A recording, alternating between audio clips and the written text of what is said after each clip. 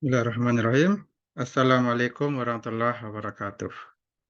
Alhamdulillah, Allahumma shalli wa sallim wa barik ala Muhammad dan ali barik wasallam. Kita lanjut lagi perkuliahan ke-6 ya. Ini kita akan membahas rekayasa perkerasan jalan. Ini membahas mulai dari bahan perkerasan jalan. Di mana perkerasan jalan itu adalah segala jenis material yang konstruksinya dihampar ya atau dipadatkan di atas lapisan tanah dasar. Perkerasan jalan, segala jenis material, konstruksi yang dihampar dan diberatkan di atas lapisan tanah dasar. Jadi ini perkerasan. Jadi ada tanah dasar, di atasnya itu lapisan fondasi, fondasi bawah, fondasi atas, lapisan penutup, surface, itulah perkerasan jalan. Untuk konstruksinya ada perkerasan lentur, dan kaku. Perkerasan lentur, flexible pavement. Ini di samping agregat, sebagai tulangannya ada aspal ya, sebagai pengikat. Perkerasan kaku, rigid pavement, samping agregat, sebagai tulangan, dia semen yang mengikatnya. Untuk uji terhadap bahannya, ada jenis bahannya, keadaan fisik bahan diuji, dan kualitas bahan. Ini bisa diuji di laboratorium. Untuk konstruksi jalan, tentunya dari tanah dasar, lapisan fondasi, lapisan permukaan. Tanah dasar itu tanah, baik tanah asli maupun dipadatkan, yang digali maupun ditimbun. Itulah jadi dasar dari tanah, dari jalannya. Kemudian setelah itu ditambah perkerasan jalan. Ada lapisan fondasi atas dan fondasi bawah. Kemudian ada lapisan permukaan ya, lapis surface pavement. Lapisan yang kontak langsung dengan roda kendaraan. Ini contohnya dalam gambar. Ada subgrade tanah dasar, kemudian ada lapisan fondasi. Kemudian ada lapisan penutupnya, surface. Ini langsung bertemu dengan kendaraan. Roda kendaraan. Contoh lagi, perkerasan lentur, perkerasan komposit. Nah, komposit ini campuran. Setelah subgrade ya bisa tambah lapisan lentur ya, perkerasan lentur. Flexible pavement, lalu setelah itu perkerasan kaku, rigid pavement, dan ditutup dengan aspal lagi surface-nya. Flexible pavement, perkerasan lentur. Aspal pengikatnya, kemudian beton pengikatnya, aspal pengikatnya. Ini campuran komposit.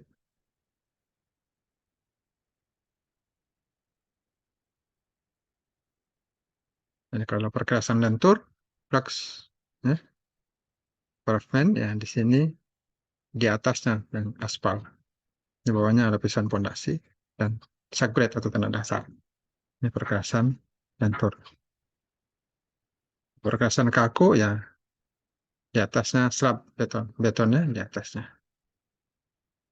Contohnya perkerasan kaku ini tidak ada. Nah, ini lagi contoh tanah dasarnya, lapisan pondasi bawah, lapisan pondasi atas, lapisan permukaan surface. Nah ini perkerasan lentur. Nah, perkerasan kaku ini dia. Setelah tanah dasar, subgrade, ada lapisan fondasi dan lapis beton ini di atasnya lapis beton. Langsung lapisan beton. Bisa ada baut jalan, bisa ada drainase sampingnya. Konsep idealnya. Perbandingan perkerasan lentur dan kaku ini sudah ada. Dari segi umur, rencana, dari segi landutan, berlaku terhadap overloading, kebisingan dan vibrasi, sampai ke karakteristik material. Sudah ditampilkan ya, hasil penelitian. Nah, bisa dibaca di file classroom-nya sudah. Nah, kemudian lanjut saja ke bahan agregat. Nah, ini kita bisa lihat siklus batuan. Terjadi batuan sedimen dari pemadatan sedimentasi. Ada proses sedimentasi, kemudian terjadi pemadatan darilah batuan sedimen. Kemudian ada proses metamorfosis, jadilah batuan metamorf. Kemudian dipanaskan, ada pemanasan, terjadilah magma, dan meledak, gunung mengalir ke atas jadi dingin. Pendinginan jadilah batuan beku. Batuan beku ini terjadi pelepukan, erosi, pemindahan, akhirnya jadi tanah. Lakukan sempurna jadi tanah. Ini siklusnya. Kembali lagi Setelah sedimentasi membentuk batuan sedimen dan seterusnya. Nah, agregat perlu dipilih ya untuk digunakan sebagai bahan perkerasan. Harus dilihat tersedianya bahan tersebut di tempat supaya dana bisa efisien ya dan murah. Transportasinya dekat. Mutu bahan juga dilihat, begitu juga jenis atau bentuk konstruksi yang digunakan. Untuk pemeriksaan di laboratorium ada 9 jenis uji, ada ukuran, ya, diukur ya, berapa ukurannya dan gradasinya, size and grading, kemudian toughness, kekerasan atau kausannya, kemudian soundness, ketahanan terhadap pelepukan, affinity for aspal, daya pelekatan terhadap aspal, bagaimana, shape, bentuk butirnya, nah, surface texture, susunan atau bentuk permukaannya, absorption, daya absorpsi, kemudian cleanness, kebersihannya, dilihat juga bersih tidaknya ya agregat tersebut dan berjenisnya, specific gravity. Agregat berdasarkan gradasi ini digolongkan. Ada 5 di sini. Ada dense graded, agregat yang bergradasi rapat ya. Ada open graded, ya, ada agregatnya bergradasi terbuka. Nah, ada juga single ya, size, agregat bergradasi seragam atau uniform grade. Ada juga fine graded, agregat bergradasi halus dan bergradasi celah ya, gap grade. Graded, gradasi celah. Ini contoh grafik gradasi. Ada agregat yang kemudian disaring. Ya. Ada nomor saringannya ini, ada persentase lolos. Nah, yang lolos 100% itu lolos semua 100%. Ini nomor-nomornya. Mungkin nomor berapa ini? 20 atau 40 ini. Nomor 10 dan nomor 4, nomor 8. Nah, ini kalau lolos semuanya 100% lolos. Titik-titik berarti 100% lolos. Yang tak sangkut ini. Nah, kalau ini misalnya 1, nah bisa dilihat ya. Presentasinya ini 90% lolos. Nomor berapa ini? Misalnya nomor 20. Dan lagi nomor 10. Lolos 75%. Hmm, ini lolos sekitar 58%. Misalnya nomor 8. Nomor 4 misalnya lolos berapa? 40%. 41%. Gitu ya. Bisa dilihat. Ya, ini disaring langsung di laboratorium. Untuk agregat ada beberapa bentuk. Ada rounded, ada irregular, ya, tidak menentu ya. Ada angular, ada flaky, ada elongated, dan flaky and elongated. Campurannya flaky and elongated. Panjang. Untuk menguji agregat ini alatnya. Ada agregat crushing machine, ada agregat impact machine. Ini lagi namanya Los Angeles abrasi, tes abrasi. Ini alat pengukur kepipihan agregat, alat pengukur kelonjongan agregat. Ini bagi laboratorium yang lengkap ada alat ini. Kemudian aspal, ini definisinya aspal ya, agak hitam, ya. Viskositas tinggi. Ini menurut definisi. Ada Wikipedia juga menjelaskan tentang aspal. Ya, warna coklat kegelapan menuju hitam. Semen. Seperti material yang berisi petroleum. Ya, ini pembahasan aspal, di mana diklasifikasi aspalnya. Ada yang buatan, ada juga yang alam. Yang buatan ini, petroleum aspal. Ada aspalic base crude oil, ada paraffin base crude oil, oli, mixed base crude oil. Ada aspal alam, ini native aspal. Like aspal, rock aspal, dan Swiss pulau buton. Ini yang buatan juga dibagi lagi menjadi 3. Aspal keras atau aspal panas, AC, aspal cair, carpet, aspal emulsi, C plus air asam atau basah. Aspal buatan. Nah, ini klasifikasi menurut ASTO ya, aspalnya. Nilai penetrasi dan nilai viskositas ini sudah dibuat. Kemudian penyulingan aspal ini disuling dengan alat ini menjadi aspal. skema analisis, tentukan struktur hidrokarbon aspal. Ini dari bitumennya, difilter. Dapatkan silika gel.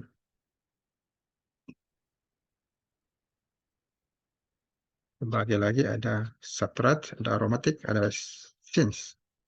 Ini proses dari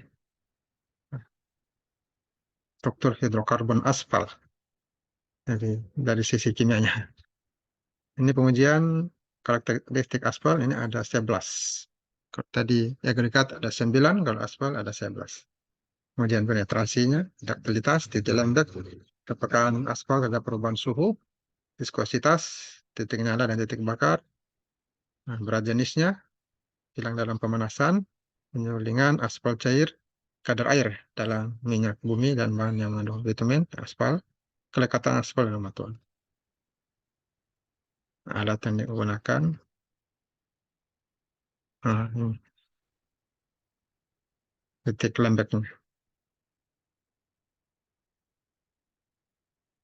Ini masukkan dalam penjelasan hubungan suhu dan lokpen aspal, juga suhu dan viskositas aspal. Itu cairnya ya, cair tidaknya aspal. Ini rumus untuk mencari PI.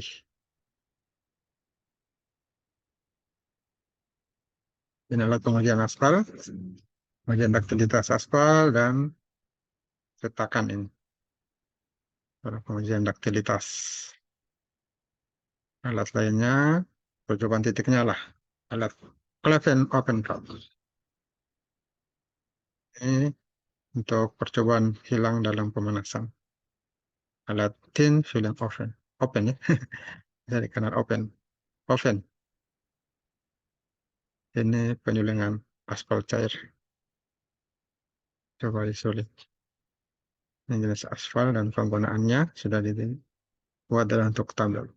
Yang lebih besar ya, baca. Spesifikasi aspalnya ini dari Japan Road Association, Asosiasi Jalan Jepang. Penetrasi, grade-nya ini ukurannya penetrasi 60-80, sekian datanya.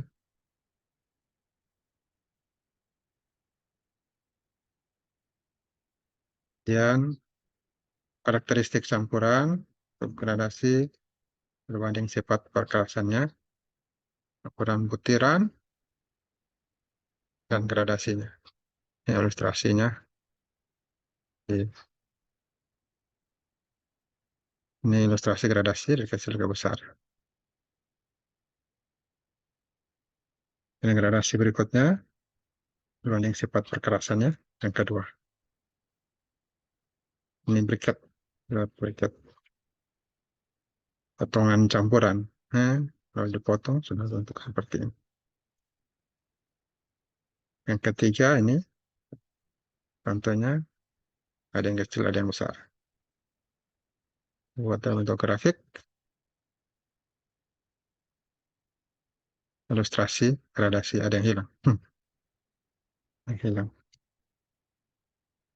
Ini masuk ya semuanya, ada yang besar, yang kecil, ada yang kecil-kecil, ada yang sedang, masuk semuanya. Kalau ini ada yang kosong. Keempat ini untuk berikat Marshall. Ini besar semuanya. Ilustrasinya ini. Ada beberapa macam. Ada yang keenam ini gradasi seragam. Seragam.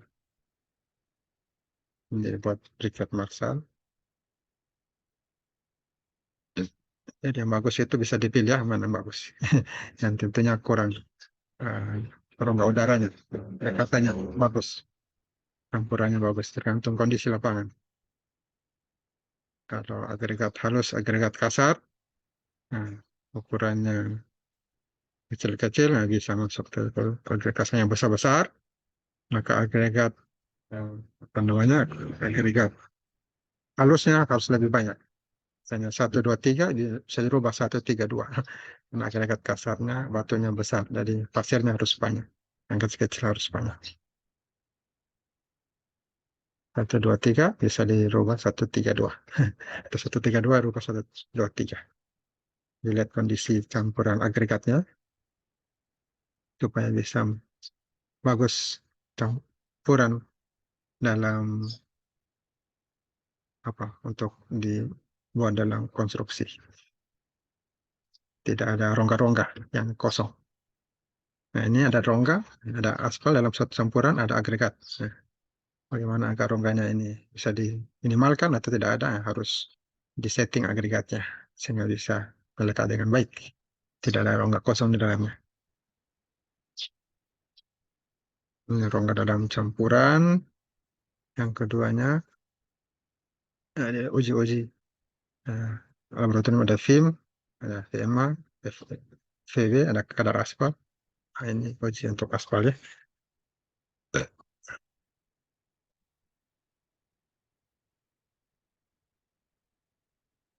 Ini untuk agregatnya. Agregat ada air. Hmm, bukan uji-uji di laboratorium. SK dan SK rongga permeabel isi bitumen sebanyak air yang bisa mengisinya. Ada Golf SK, rongganya tidak terisi bitumen, aspal. Defektif SK, rongga permeabel terisi bitumen sebanyak bitumen yang bisa mengisinya. Ini space kelasnya SK.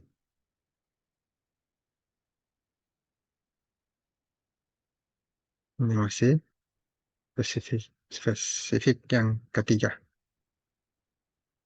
agregat dan aspal. Kemudian perhitungan proporsi ini selisih berat agregat dalam campuran ini akan bisa dilihat ada berat aspalnya. Ada proporsi agregat sini, berat agregat, berat campuran, ada berat aspal. Ini sudah dicampur. By weight, by volume. Ada SK agregat yang antara berat agregat dan volume agregat. Ada proporsi agregat, aspal dan rongga. Ini ada proporsi aspalnya, ada SK aspal. Proporsinya, berapa persen. Kemudian ada juga daur ulang perkerasan. Ini dibahas daur ulangnya. Ini perbaikan struktur perkerasan lentur. Baik itu pelapisan ulang, overlay, daur ulang, recycling, rekonstruksi, reconstruction. Nah, material perkerasan yang rusak, deteriorated, yang dikenal sebagai perkerasan aspal yang diundang kembali, atau RAP, RAP, Reclaimed Asphalt Pavement, disebut RAP. Ini digunakan untuk konstruksi baru, yang bisa digunakan, namanya RAP, Reclaimed Asphalt Pavement, perkerasan aspal yang dipakai lagi. Ini RAP, ya, diambil dari perkerasan sebelumnya. Existing, ini yang ada, kemudian diambil, dicampur dengan material yang baru. Nah, jadilah dihamparkan kembali lagi. Jenis prosedur ulang, ini cold in place recycling, ada cold in place recycling. Nah, ini ada 4 ya, daur ulang intinya. Jelaskan hot in place recycling. Menggunakan berapa kendaraan ini? 1, 2, 3, 4 kendaraan. Ada preheater, kan, tipper, dituangkan, kemudian remix, campur. Dan ditindisnya supaya kuat, roller. Hot in place recycling. Ini cold in place recycling. Silahkan dibaca. Ini hot resultal plan recycling. Ya, bisa dibuka kembali ya materinya. Scald general plan recycling. Nah, terakhir kelebihan perkerasan daur ulang. Ini bisa mempersingkat gangguan yang dirasakan pengguna, konservasi kebutuhan energi, konservasi kondisi lingkungan, memperkecil biaya konstruksi, konservasi kebutuhan material dasar, dan preservasi geometri perkerasan existing. Nah, inilah terakhir kita kuliah. Nah, kemudian saya lanjutkan dengan materi penutup tentang pengembangan karakter. Mari kita coba melihat karakter Nabi Sallallahu Alaihi Wasallam. Apakah sudah menjadi karakter kita atau belum? Nah, di sini kita lanjut kepada kisah Nabi Saleh Alaihissalam. Nabi Saleh Alaihissalam ini adalah keturunan dari Nabi juga, Nabi Nuh Alaihissalam. Dia orang yang lembut, akhlaknya dari kecil, yang pelihara langsung oleh Nabi dan istrinya. Nabi Saleh Alaihissalam berdakwah kepada kaum Samud yang tinggal di daerah Hijir.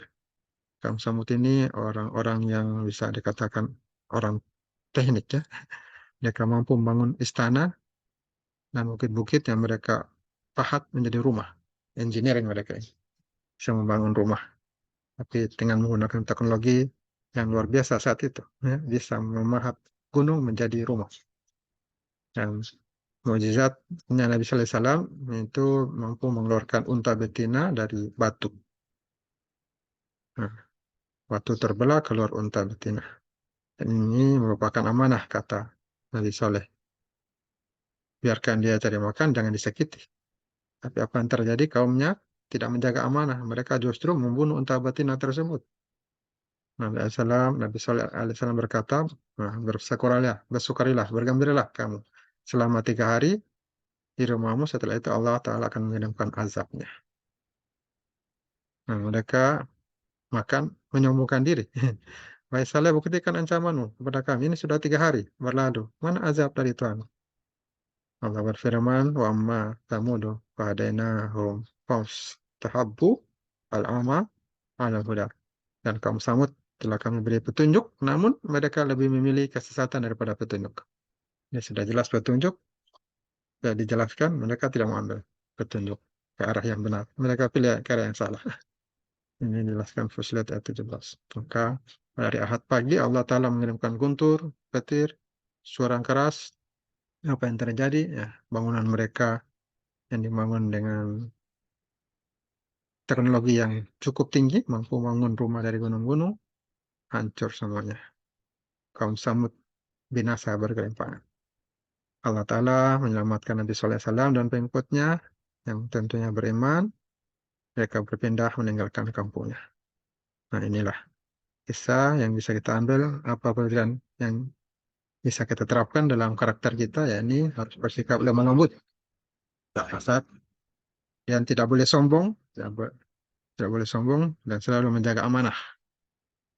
Nah, kemudian mendengarkan nasihat yang baik, tidak boleh membalas dengan ucapan buruk. Nah, itulah yang bisa kita ambil karakter ya. Mudah-mudahan bisa menjadi karakter kita, ya. Sikap lemah lembut, tidak boleh sombong, tidak sombong, dan selalu menjaga amanah, mendengarkan nasihat yang baik, dan tidak membalas dengan ucapan yang buruk. Nah, itulah materi kita pada kesempatan ini. Saya akhiri dan mengucapkan alhamdulillah. Ya, alhamdulillah ya rabbal alamin. Subhanakallahumma bihamdik asyhadu an la ilaha illa anta astaghfiruka wa atubu ilaik. Allahumma musta'an ala itiklan fasabiqul khairat. Allahumma muwaffiq ila aqwamit thariq. Nun wal qalam ya masturun.